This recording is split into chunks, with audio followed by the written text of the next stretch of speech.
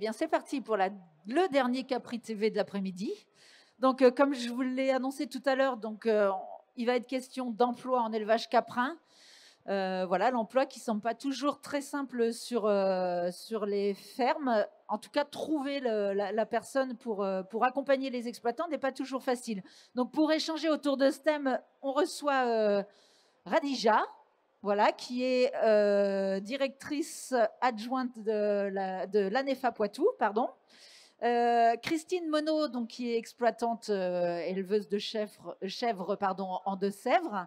Jean-Michel Monod, donc, qui est responsable président de la commission emploi régionale. C'est bien ça, Jean-Michel? Comment? Prends le micro en face de toi. Oui, président de la CPRE. La CPRE. Donc la CPRE, c'est une commission paritaire régionale emploi. D'accord, très bien. Tu mettras bien ton micro tout près pour qu'on t'entende bien et bien poser la voix, parce que comme il y a un brouhaha ambiant. Et puis Séverine Fauché, donc, qui est chargée de mission emploi à la FNSEA Nouvelle-Aquitaine. Très bien. Donc peut-être, Jean-Michel, tu as le micro, je te donne la parole. Est-ce que tu peux nous faire un peu un constat? Qu'est-ce qu'on constate aujourd'hui sur l'emploi en agriculture? Les difficultés, les points forts, les obstacles à franchir? Est-ce qu'on emploie facilement dans les fermes? Est-ce que c'est compliqué? Quelles sont les problématiques qui se posent? Alors, l'emploi, aujourd'hui, on a un taux de chômage global qui est plutôt en baisse, d'où la difficulté donc, de recruter dans notre secteur agricole comme dans d'autres secteurs. Donc, il est question d'attractivité. Pour aujourd'hui embaucher dans les exploitations agricoles, il faut être attractif dans les filières. La filière caprine peut être attractive aujourd'hui puisque c'est une filière technique, mais aujourd'hui il y a des difficultés de recrutement. Alors pour ça, on a des outils. Mes collègues en parleront. On a la branche que je représente aujourd'hui, donc avec la CPRE, une branche donc, du paritarisme, qui représente donc les employeurs et les salariés. On a des outils que sont donc les ANEFA de territoire, qui font la promotion de l'emploi et l'accompagnement donc des employeurs et des salariés. On a des outils aussi de formation pour former donc les salariés et les faire monter en compétences. Donc on a l'attractivité d'un côté pour recruter, et puis après, quand on a recruté, il faut maintenir les salariés et, si possible, les faire monter en compétences pour les maintenir sur les exploitations agricoles. Le constat, c'est quoi? Le constat, c'est qu'il est difficile de recruter lorsqu'on est agriculteur. On a du mal à trouver un candidat qui est quoi? Qui est l'envie, la compétence, c'est quoi? Il y a vraiment cette difficulté-là aujourd'hui dans les fermes? Oui, alors bon, il y a les contraintes liées à la production, notamment la production laitière, qu'elle soit production laitière caprine ou vache. Il y a des contraintes liées aux horaires. Donc ça c'est un frein, mais je pense qu'aujourd'hui il y a des outils. Il y a des outils avec les groupements d'employeurs, avec le travail à temps partiel, pour essayer de pas avoir, de lever un peu ces contraintes, puisqu'on le sait, c'est un frein, mais c'est l'organisation du travail en général. Avant de parler de l'organisation du travail dans les fermes, les éventuels candidats que vous pourriez avoir, enfin, vous, employeurs, qu'est-ce que vous attendez des potentiels candidats, des personnes qui pourraient postuler sur vos exploitations? Qu'est-ce que c'est pour toi un candidat type pour postuler dans une ferme aujourd'hui? Alors, la première chose, c'est d'avoir un candidat motivé, intéressé par l'élevage, même s'il n'a pas tout de suite les compétences requises, s'il a déjà l'envie de découvrir la production ou les productions. Après, la branche a des outils pour le faire monter en compétences, pour le former. Mais la première chose, c'est l'envie. Donc l'envie, c'est de travailler, c'est de faire en sorte de le faire travailler il faut le faire travailler dans de bonnes conditions de travail acceptables, au niveau sécurité également, et puis pénibilité, bien sûr. Est-ce que vous attendez des gens formés avec des diplômes pour travailler dans vos fermes aujourd'hui, ou il y a une tolérance, effectivement, comme tu le dis, parce qu'en fait, la première des qualités, c'est celle d'avoir envie, et du coup, on forme derrière pour atteindre le niveau espéré. Comme je le disais tout à l'heure, voilà, on a un manque de candidats. Donc, ben, on accueille tous les candidats, qu'ils aient une formation initiale ou pas. S'ils ont l'envie déjà et l'envie de se former après, on peut les accompagner. La branche peut les accompagner. On a des outils pour cela. D'accord. Christine, peut-être. Donc vous êtes employeuse de main-d'œuvre, exploitante donc en Deux-Sèvres. Vous avez été confrontée à ce besoin d'emploi. Est-ce que vous pouvez nous dire, alors déjà, comment est-ce qu'on se dit qu'on passe d'agriculteur sans salarié à agriculteur salarié? Comment le processus, quel est-il? Et quand on se lance dans la recherche d'un salarié, qu'est-ce qui se passe? Qu'est-ce qu'on fait? Et puis dites-nous un petit peu, est-ce que ça a été difficile, pas?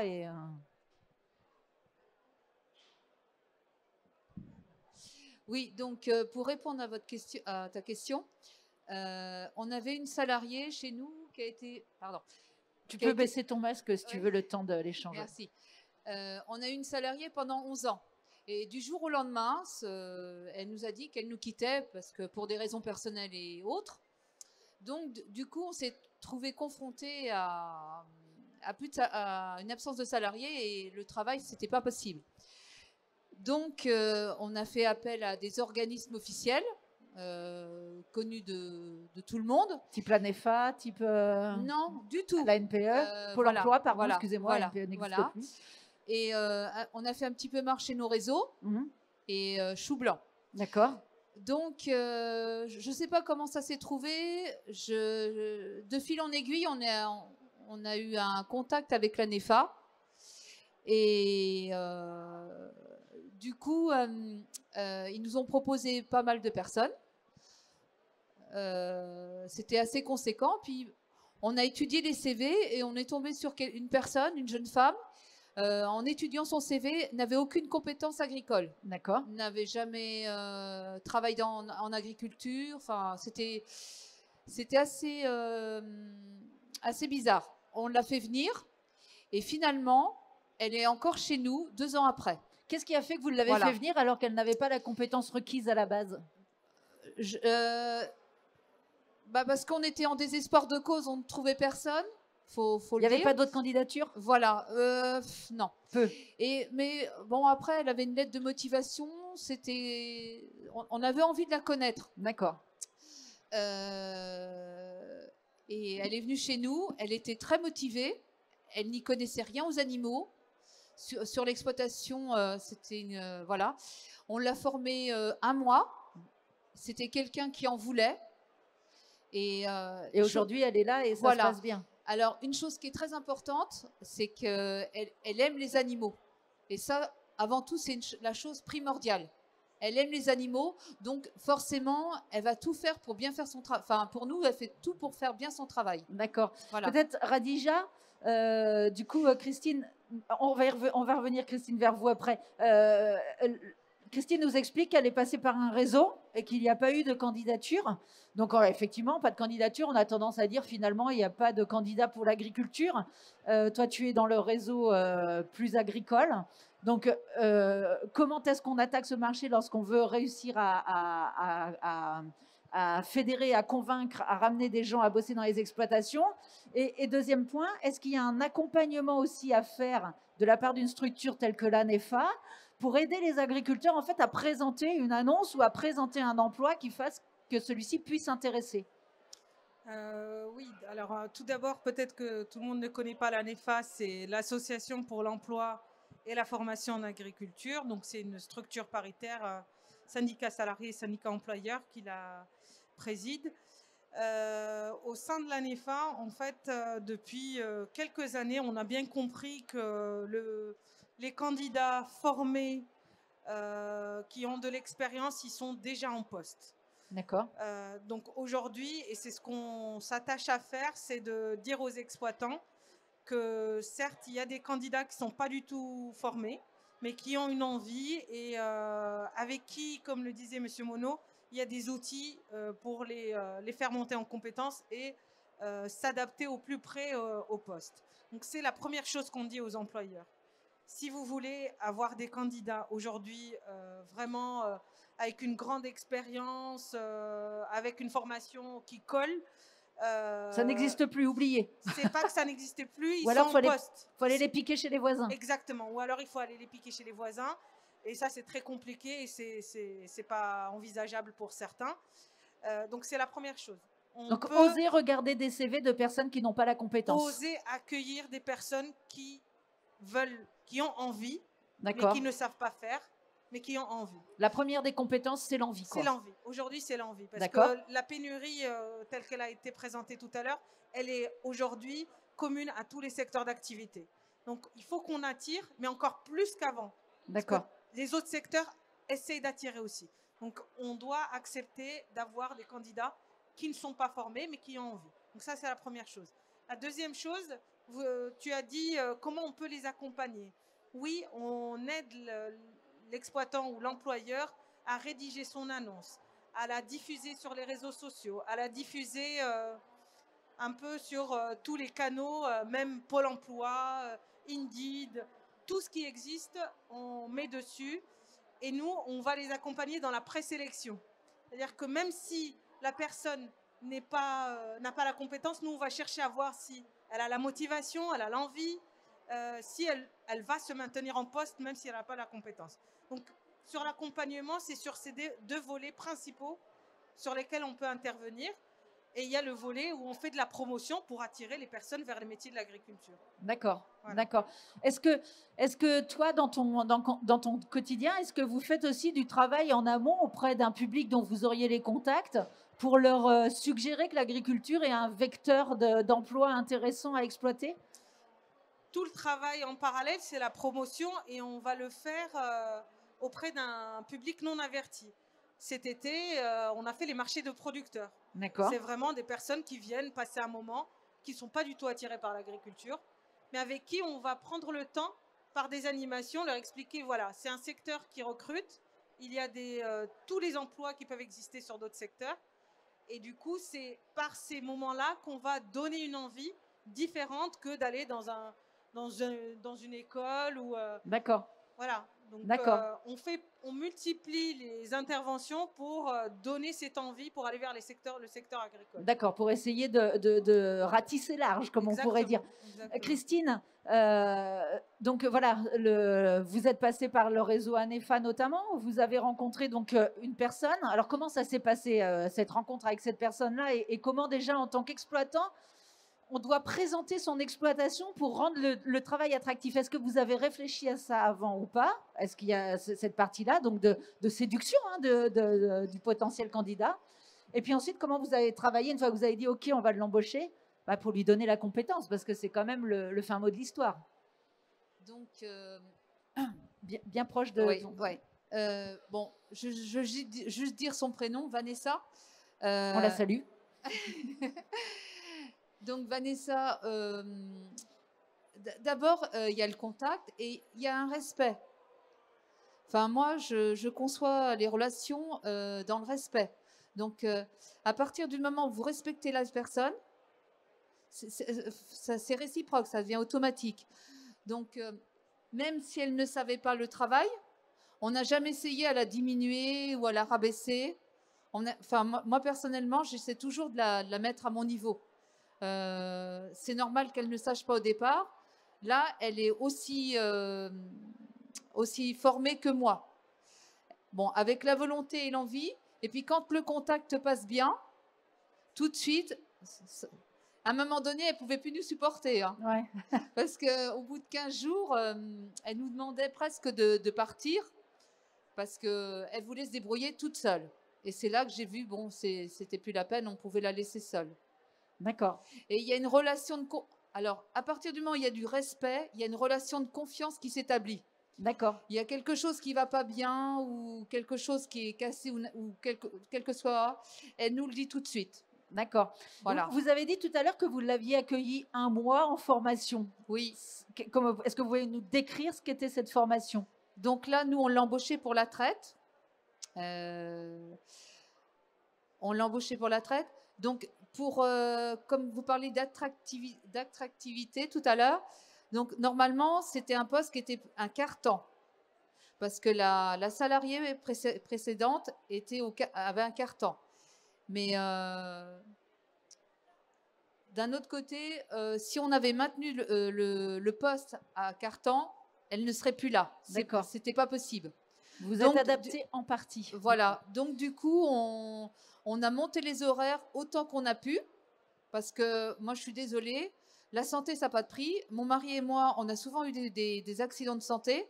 Donc, à un moment donné, il faut lâcher. C'est pas grave. Hein, s'il y a un petit peu moins de revenus ou n'importe, faut savoir lâcher. Donc, vous êtes après, monté... chacun voit comme il peut. Hein. Ouais. Donc, vous êtes passé d'un quart-temps à quoi? Un mi-temps? D'accord. Donc, aujourd'hui, elle est salariée à mi-temps sur la ferme. Totalement. Ok. Donc, vous avez accepté d'adapter aussi un peu votre environnement pour satisfaire aux besoins de cette potentielle salariée. Pour la conserver. Pour la conserver. Voilà. Et la formation, ça a été quoi? C'est du partage ou elle est rentrée dans un cycle de formation avec enfin, je sais pas moi, Non, elle était avec nous sur le terrain. D'accord. Donc, elle nous a suivis pas à pas, du début de la traite jusqu'à la fin de la traite, jusqu'au nettoyage. Et elle a appris sur le tas, comme on dit. Voilà, complètement. Voilà. D'accord. Et c'est impressionnant pour quelqu'un qui n'a jamais travaillé dans l'agriculture. La façon rapide dont qu'elle s'est adaptée. Elle a acquis les compétences. Ah oui, complètement. D'accord. Voilà. D'accord. Séverine, peut-être, est-ce que vous pouvez nous parler du coup des outils à disposition des exploitants pour accompagner en fait dans la montée en compétences de ces potentiels salariés d'exploitation de demain? Oui, tout à fait. Il faut bien que vous caliez et que vous posiez fort votre voix, s'il vous plaît. Donc, on a parlé du recrutement, mais c'est vrai que l'intégration est une phase aussi primordiale dans l'intégration d'un salarié est une phase primordiale pour le fidéliser, pour qu'il reste dans l'exploitation. Donc, il y a l'opérateur de compétences, l'OPCO, qui est au CAPIAT pour l'agriculture, a développé un outil qui s'appelle Défi Emploi. Donc, Défi Emploi permet dès le premier mois de l'embauche d'un salarié, de le former en interne. Donc, comme l'a dit Madame Monod, donc on peut recruter un salarié qui n'a pas ni expérience ni formation dans ce domaine, mais on peut décider soi-même de le former en interne. Donc, Défi Emploi, c'est les exploitants qui accompagnent le candidat dans une montée en compétences. C'est ça. Donc, cet outil permet de prendre le temps d'accompagner, d'intégrer le salarié, de lui faire connaître les pratiques de l'entreprise et de le former aux outils et aux techniques que l'on a souhaité mettre en place. D'accord. Et c'est quoi les caractéristiques de ce défi emploi? Donc, c'est un accompagnement financier, on va le dire, c'est surtout un accompagnement financier. Donc, l'entreprise fait un versement volontaire, mais est remboursée. Donc, au final, elle touche 1 800 € pour pouvoir former son salarié. Donc, c'est ouvert à toutes les exploitations de moins de 11 salariés. Et elle peut être accompagnée sur une durée de 200 heures. Donc, 200 heures 200 heures. Sur plusieurs mois, bien sûr, étalé sur plusieurs mois. 200 heures, 1 200 €, c'est ça?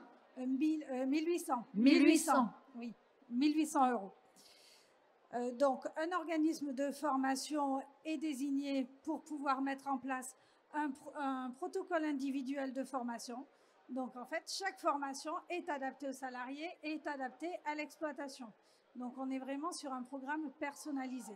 Le protocole, c'est donc l'exploitant qui écrit avec le salarié ce qu'il va faire, qui lui permet de monter en compétence. C'est ça, exactement. Donc, et pour l'écrire, il est accompagné par un organisme de formation. D'accord.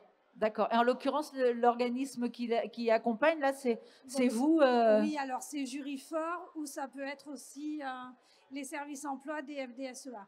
D'accord. D'accord, très bien.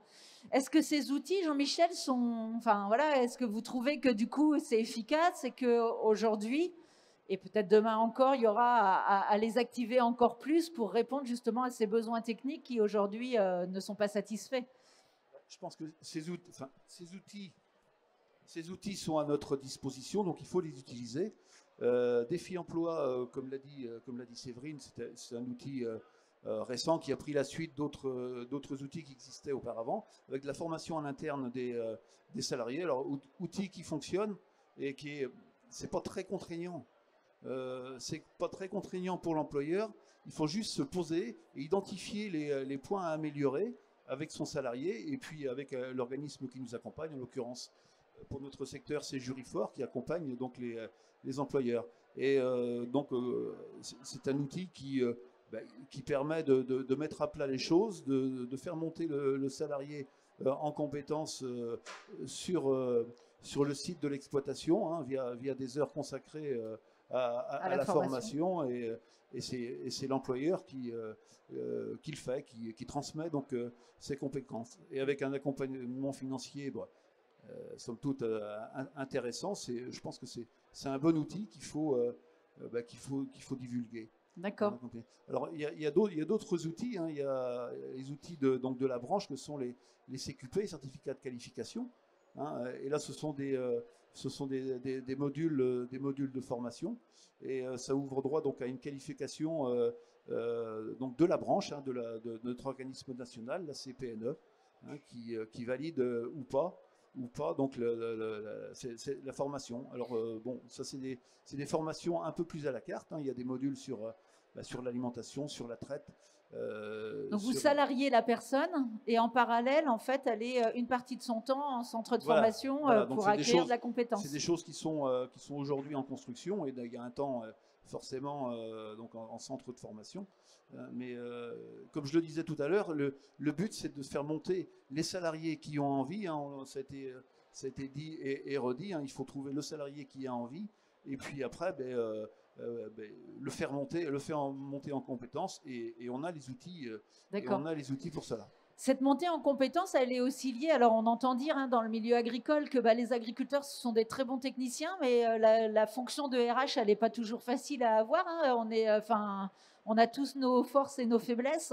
Et quand on emploie peu, forcément, savoir gérer du personnel, c'est pas facile. Est-ce qu'il y a donc dans ce domaine des choses pour accompagner cette fois-ci, du coup, les agriculteurs et puis peut-être, Christine, vous nous donnerez votre expérience. Former, c'est bien. Conserver, c'est mieux. Oui. La personne sur l'exploitation. Donc, comment on fait pour la conserver? Voilà. Donc, alors former déjà, pour former, il faut déjà être formé soi-même. Hein. Alors pour ça, il existe des outils aussi, hein, via notre fonds de formation Vivea pour la formation, parce que employeur, c'est un métier. Hein, on ne s'improvise pas employeur du jour au lendemain. Il y a des savoir-faire à transmettre. Et puis du relationnel, de l'organisation du travail, de la délégation de tâches. On remet en cause l'exploitation, hein, lorsqu'on a un salarié. Il faut faire une place à une personne, quoi. Voilà. Alors, on peut le faire de manière progressive, c'est-à-dire on peut utiliser des outils existants. Je pense notamment au service de remplacement. Service de remplacement, ça veut dire qu'on emploie quelqu'un de l'extérieur. Le service de remplacement met à disposition donc un salarié, auquel cas c'est une personne extérieure qui intervient sur l'exploitation et ça nécessite quand même une autre organisation. Donc c'est un moyen de commencer à employer. Après, il y a les groupements d'employeurs. Les groupements d'employeurs, là c'est un peu plus pour pérenniser un peu plus les choses. Ça peut être sur du temps plein ou du temps partiel, de manière à trouver son à changer en fait le câblage et à se dire qu'il faut un peu évoluer dans son fonctionnement, mais pour autant on n'acquiert pas la compétence de RH quand on fait ça. J'imagine quand même qu'il faut, au-delà de la réflexion, peut-être se former aussi là-dessus et que ça fait partie. Parallèlement à ça, c'est ce que je disais tout à l'heure, il faut que l'exploitant se forme ou au moins avoir une sensibilité par rapport à ça, hein, puisqu'il en va quand même de la viabilité de l'exploitation. Hein. Le salariat, c'est un atout, mais c'est aussi entre guillemets, une charge financière. Et donc, il faut une organisation, il faut de la production, il faut que tout ça s'accorde bien de manière à ce que les choses fonctionnent. Pour que ça devienne pas une charge, mais un investissement, il faut un minimum. L'emploi est un atout et aussi une façon de développer son outil de travail et puis de libérer aussi du temps à l'exploitant, du temps qu'il peut consacrer au loisir, qui peut consacrer aussi à la prise de responsabilité, puisque dans nos structures on a besoin de responsables, je le dis quand même. Ouais. On a besoin de renouveler les générations d'exploitants. mais également les générations de responsables. Mm, mm. Et le salariat, alors à temps plein ou à temps partiel, est un outil. Très bien. Séverine, vous vouliez intervenir? Oui, je voulais rajouter aussi au propos de Jean-Michel. Donc, c'est sûr qu'il est important que les exploitants se forment, puisqu'on ne s'improvise pas employeur. Donc, c'est important qu'ils se forment par le biais de Vivea. Mais il y a aussi un autre outil qui est développé par Ocapiat qui s'appelle le DiagRH. Donc, c'est une prestation qui peut être proposée aux entreprises de moins de 50 salariés, qui permet d'être accompagné dans tout son fonctionnement RH. Donc, que ce soit parce qu'on n'a pas de salarié, on veut recruter un premier salarié, on ne sait pas comment faire, on se restructure, on veut réorganiser son entreprise. Elle s'est développée, mais on n'a pas mis en place d'outils RH. Donc, il y a la possibilité d'être accompagné par un spécialiste RH sur la mise en place, donc faire le point, faire un audit et mettre en place des outils. Et donc ça, c'est financé par les fonds Vivea également? Non, alors c'est financé entièrement par Ocapiat. Ocapiat, d'accord, très bien. D'accord. Alors Christine, une fois qu'on a recruté, comment on garde la personne sur son exploitation? Ça, c'est une très bonne question. Dans le sens que il n'y a pas franchement de réponse. En fait, c'est au cas par cas. C'est une question de feeling entre le salarié et le patron. Et c'est compliqué. Enfin, moi, j'avoue, avant de m'installer, ça va faire 20 ans que je suis installée. J'ai été salariée avant, donc de l'autre côté de la barrière. Donc, j'arrive à un petit peu appréhender les besoins ou les demandes de notre salarié, d'une seule salariée. C'est quand même... j'avoue que c'est compliqué, ça peut être compliqué. Mais je pense que si tout le monde fait des efforts, un petit peu de chacun de son côté, on y arrive. Après, il faut être tolérant. D'accord. Il faut beaucoup de tolérance et si on veut la conserver, il faut faire des concessions des fois. D'accord. Voilà. Très bien. Eh bien, écoutez, je vous remercie. Excuse-moi, Christelle. Je voulais juste rajouter une petite chose. C'est remercier l'organisme l'ANEFA. J'avoue que... Enfin, j'y pense pas tous les jours, ça serait mentir, mais efficaces. Assez souvent, comme quoi, ils n'auraient pas été là, je ne sais pas où on serait. Voilà. D'accord. Donc, bravo à l'ANEFA. Moi, autour de moi, quand j'ai l'occasion, s'il y a un agriculteur ou une agricultrice, ce qui a été le cas il n'y a pas très longtemps, qui avait un souci d'emploi, je donne les coordonnées de l'ANEFA. Ils ont toujours une solution, soit en apprentissage, soit en emploi, enfin, il y a une solution. La meilleure des pubs, c'est un client satisfait. Oui, mais... pour l'ANEFA. Le personnel est sympa. Très bien. Eh bien, merci à tous les quatre et bon salon. Merci beaucoup.